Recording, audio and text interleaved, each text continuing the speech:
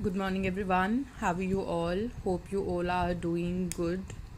So, from today onwards, we will discuss and solve our sample paper, and one section we will take each day. Okay, like here you can see that I have written 10 questions from the sample paper that I have sent you, and we will discuss all these 10 MCQs in today's class. All these questions are having options. You can have a look in the sample paper that I have provided. Okay, so let us start solving it. In question number 1, put the sign, and here we have two numbers both the sides. Now what we have to do, we just have to compare and put the sign. Put the sign means if you have this question, that means you have to put any of the three signs based on the numbers given, means you are comparing the numbers. So here you can see that 892 and 892, they are equal, so we will put this sign of equal, right? That means you will just tick the option that is having this equal sign. Let us move towards the next question, that is what comes after 491. After means plus 1, after is your successor. So after 491 you have 492, right? Then after move towards the third question, that is numeral for 800 208. Now here you can see that number name is given. A number is given in words and you have to provide the numeral. Numeral means the number. So what will be the number? 208. Number name is given and we have written it in the numeral form. Come to the next now. Number that comes just before a number is known as the dash of the number. Number that comes just before. Here you can see this term before. The number that comes just before a number is known as the predecessor of the number.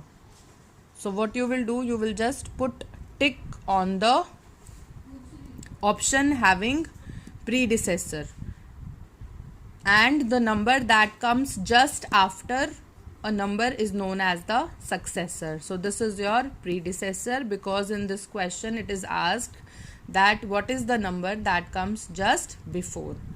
Now come to the next question, that is question number 5. Here I have written option because we have to choose that which is the greatest number, means whose value is greater out of these three numbers given. So here you can see all the three numbers are 4-digit numbers. So what we will do, we will just have a look on the number that is digit at the left side. So here it is 5, but here we have 8. That means this is the greatest number, right? And if we'll be asking like which is the smallest one, so smallest is 5264. So we just need to check which is the greatest number. Now come to the next question, that is 500 plus dash is equal to 1000. Now here we have to reply, means here we have to choose the option like the other addend, missing addend. Options are given in this also. So 500 plus dash is equal to 1000. That means which number is to be added in 500 to get 1000. That means you will subtract this from the sum. So 1000 minus 500 is 500.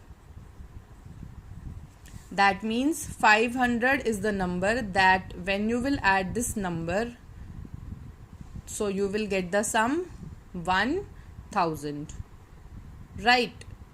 Either you can think like this, or what you can do, you can just subtract the addend that is given from the total sum. In both the cases you will get the answer, and that is 500, right? Now move towards question number 7. On adding 10 to a number, the digit at dash place increases by 1. Now we have discussed all the rules of addition, means the rules that we have discussed for easy addition. In that, what we have done, like if you are to add 10 to a number, then the digit at tens place increases by 1.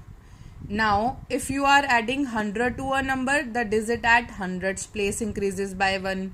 If you are adding 1000 to a number, the digit at thousands place increases by 1. Right? So in this case, you will just write down the answer, and that is tens, means because it is like based on the option. So what you will do, you will just put tick on the option having tens. Now move towards question number 8. The tens digit in the sum of 4512 and 7814 is, means you have to add the tens digit. Now here you can see these both numbers are 4-digit number, and in this number 1 is at the tens place, and in this number 1 is again at the tens place. So after addition, you have to tell that which is the digit that you are having on the tens place, means after doing its sum. So that will be 1 plus 1, that is 2. Here simply what I have done, I have just written T here and T here, because they are tens digits in both these numbers, and then we have to write the answer after adding it, because sum is given, means after sum what we will be getting. So it is 2. Now let us move towards question number 9, and that is 50 plus 0 plus dash is equal to 150. Now you can see that question number 6 was of addition, right? And this question is also based on addition. The difference is that that was like addition of two numbers and you have got the sum, and here you have 3 digits, and after adding these 3 digits you will get the sum 150. But you can see that the second digit that is given is 0, right? So what you will do, you will not take 0 because it makes no difference in the sum. This also we have read in the rules of addition. That means it is 50 plus 0, that is 50. So your question will become 50 plus dash is equal to 150. So what is the answer that you need to write in this blank? 150 minus 50. So your answer will be 100. Because if we are getting 50 here, then our sum is just like question number 6, in which we have subtracted the number given from the total sum. So it is 100.